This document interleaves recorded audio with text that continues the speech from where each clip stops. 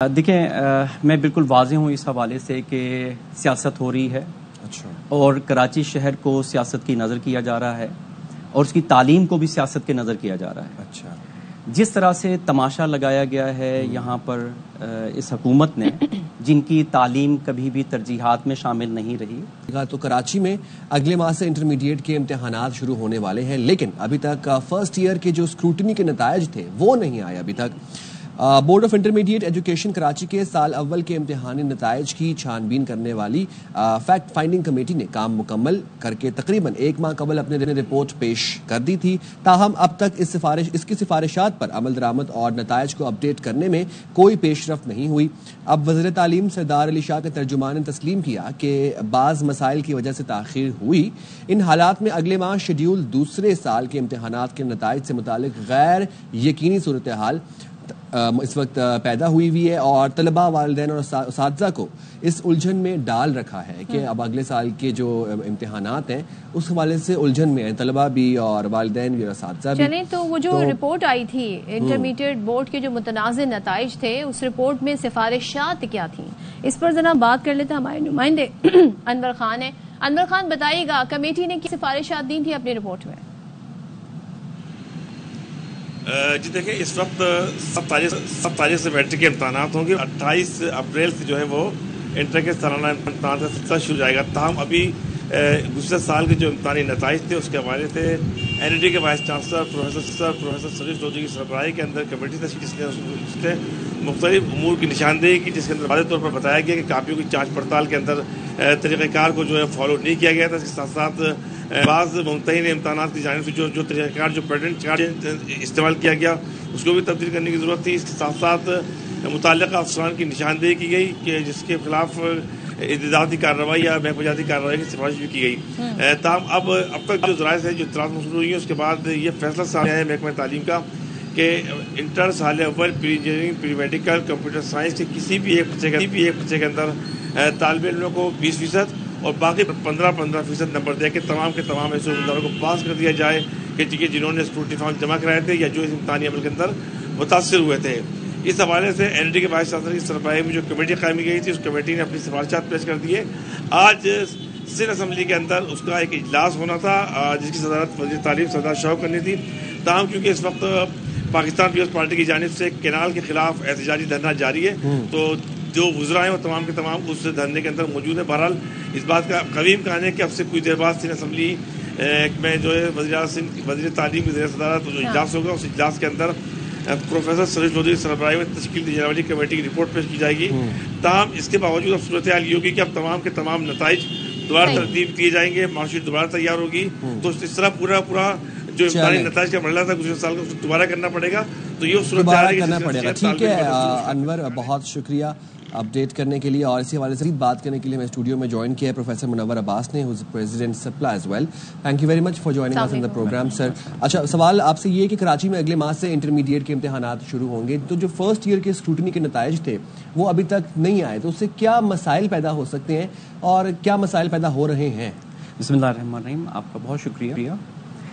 دیکھیں میں بالکل واضح ہوں اس حوالے سے کہ سیاست ہو رہی ہے اور کراچی شہر کو سیاست کی نظر کیا جا رہا ہے اور اس کی تعلیم کو بھی سیاست کے نظر کیا جا رہا ہے. جس طرح سے تماشا لگایا گیا ہے یہاں پر اس حکومت نے جن کی تعلیم کبھی بھی ترجیحات میں شامل نہیں رہی. آپ یہاں سے اندازہ لگائیے کہ کوئی چیئرمین بورڈ نہیں ہے سندھ کے کسی بھی تعلیمی ادارے میں. گزشتہ 18 سال سے پاکستان پیپلز پارٹی یہاں پر براجمان ہے ماشاءاللہ سے.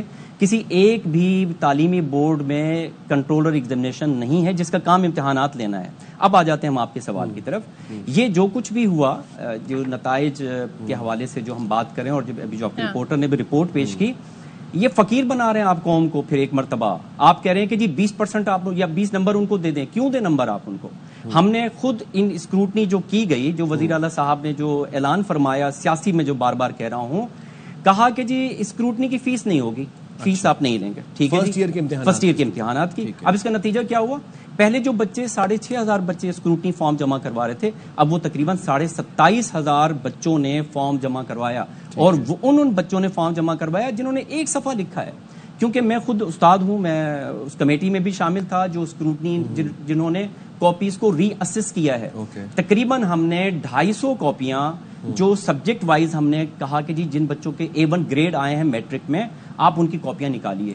ہم نے ان کی کاپیاں نکالی. میں آپ کو کیا بتاؤں, مجھے شرم آ رہی ہے کہ وہ جو میٹرک میں جن بچوں کے A1 گریڈ تھے 90s میں جن کی پرسنٹیج تھی, یہاں آ کر ان کے ایک صفحہ لکھا ہوا ہے, 2 صفحے. یہ تو ہو گیا, یہ تو منور صاحب ہو گیا نا کہ فیس نہیں تھی, اس وجہ سے آپ نے کہا کہ اتنی تعداد میں پھر فارمز بھی آ گئے. فیس ہوتی تو وہ کم تعداد میں آتے. لیکن آپ مجھے بتائیں, یہ تو بڑا آسان تھا کیٹیگرائز کرنا کہ کون سے بچے ہیں جن کی مارکنگ جو ہے وہ چیک ہونی ہے, جو بالکل ہی کچھ نہیں لکھ کر آئے, جو فیل ہو گئے, ان کی کیوں آپ بادر کریں گے چیک کرنا؟ آپ نے اسکروٹنی کی فیس کی ہم چھوڑ دیتے ہیں, چلیں ٹھیک ہے, اسکروٹنی کے لیے فارم اپلائی کیا بچوں نے, جس کو ہم اس وقت ڈسکس کر رہے ہیں. ظاہر ہے ہم سارے بچوں کو جنہوں نے اپلائی کیا ہے, آپ ان سب کو آپ نے ان کے ایشوز کو ایڈریس کرنا ہے. اب ایک فارم جو اس میں کتنا ٹائم لگ سکتا ہے؟ دیکھیں اس میں بہت زیادہ, میں کسی بورڈ کا ترجمان نہیں ہوں, لیکن میں چونکہ پریکٹیکلی ان چیزوں میں انوالو ہوں, اس لیے میں آپ کو معلومات اور آپ کے ناظرین کو معلومات دے رہا ہوں.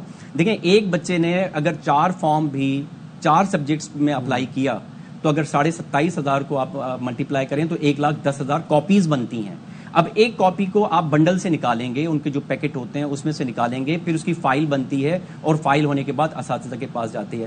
آپ یقین مانیں کہ اس وقت بھی ماہ رمضان کے اندر بھی میرے کالج استاد ہر روز بورڈ آفس جا رہا ہے اور وہاں پر بلا معاوضہ وہ کام کر رہا ہے, اس لیے کہ انہیں کوئی آسرا نہیں ہے. لیکن اس اسکروٹنی کے بعد بھی جو نتائج آ رہے ہیں وہ کچھ بھی نہیں ہے.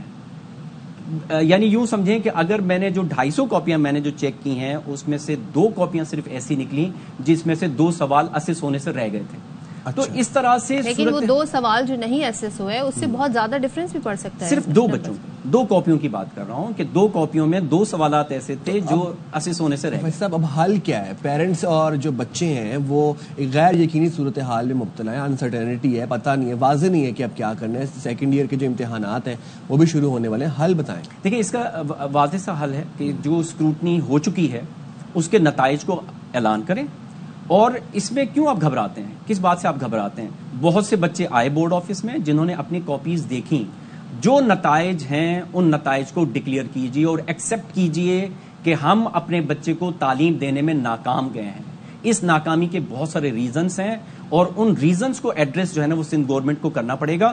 نتائج کو مانیں, نتائج یہی ہیں, نتائج میں کوئی تبدیلی نہیں ہے. چونکہ میں خود پریکٹیکلی موجود تھا, میں ایسے ہواؤں میں باتیں نہیں کر رہا, اور آپ کے ٹی وی چینل پہ میں کافی مرتبہ آیا ہوں اور میں نے حکومت پر اور بورڈ پر تنقید کی ہے, لیکن اس مرتبہ تو میں خود اس کا حصہ بنا ہوں کہ اسسمنٹ میں نے خود ری اسس کی ہیں کاپیاں. کیوں نتائج ڈکلیئر نہیں کیے جا رہے؟ کیوں نتائج ڈکلیئر نہیں کیے جا رہے؟ میرے خیال میں سندھ حکومت سیاست کر رہی ہے اس کے اوپر بھی, اس کے اوپر پریشر ہے مختلف پارٹیز کا.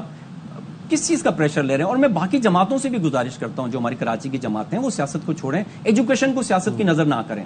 ہمارے بچے واقعی تعلیم میں سنجیدہ نہیں ہیں, اس کی بہت ساری وجوہات ہیں, جس میں ایک وجہ جو ہے وہ سی کیپ پالیسی ہے جس کے تحت آپ بچوں کو داخلہ دے رہے ہیں. آپ میرے ساتھ چلیں کالجز میں, آپ چلیں وہاں کتنی اٹینڈنس ہے, کتنا بچہ آ رہا ہے کالج میں.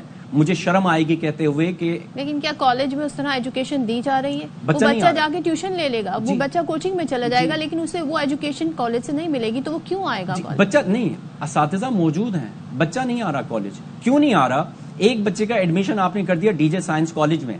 ڈی جے سائنس کالج میں جس بچے کا آپ نے داخلہ کیا وہ رہتا ہے نیو کراچی میں یا لانڈی میں یا کورنگی میں. آپ کی سی کیپ کی پالیسی کی وجہ سے اس کا ایڈمیشن آپ نے کر دیا ڈی جے کالج میں. ڈی جے کالج میں نہیں آ رہا, وہ اتنی دور سے نہیں آ سکتا, وہ اس کی جگہ پریفر کر رہا ہے کہ میں قریبی اپنے کوچنگ سینٹر میں جاؤں, وہاں جاؤں. لہٰذا سی کیپ کی پالیسی کو ری وزٹ کی ضرورت ہے اور ایجوکیشن میں سنجیدگی کی ضرورت ہے. اگر سنجیدہ نہیں ہوں گے, یہ تو آپ اس سال اس رزلٹ کو رو رہے ہیں, میں آپ سے کہتا ہوں اگلے سال جو ایک بہت بڑی مصیبت ابھی سندھ گورنمنٹ لا رہی ہے, ای مارکنگ پر وہ آ رہے ہیں. ای مارکنگ اس وقت جبکہ تمام سلیبس کمپلیٹ ہو چکا ہے, اب کہہ رہے ہیں کہ جی ہم ای مارکنگ پہ جا رہے ہیں. ای مارکنگ کیسے کریں گے بھائی آپ؟ کیوں؟ ای مارکنگ کے لیے سب سے پہلے جو ہوتا ہے اس کی آپ ایسولوز آپ دیتے ہیں, اس کے ساتھ آپ ان کی روبرکس دیتے ہیں. ان روبرکس کے تحت جو ہے وہ بچہ امتحان کی تیاری کرتا ہے. میں استاد ہوں, میرا سبجیکٹ جو ہے, مجھے اپنی روبرکس کا اس وقت نہیں معلوم کہ کس روبرکس کے تحت جو ہے وہ کاپیاں چیک ہوں گی, بچہ کہاں سے لکھے گا. اس لیے بہتر یہ ہے کہ اس ای مارکنگ کو لایا جائے, لیکن اگلے سال سے اس کو شروع کیا جائے اور اگلے سال ہم اس کی بھرپور تیاری کے ساتھ جائیں, ایسے ہواؤں میں ہم نہ جائیں. چلیں ٹھیک ہے, بہت شکریہ. پروفیسر منور عباس ہمارے ساتھ موجود تھے.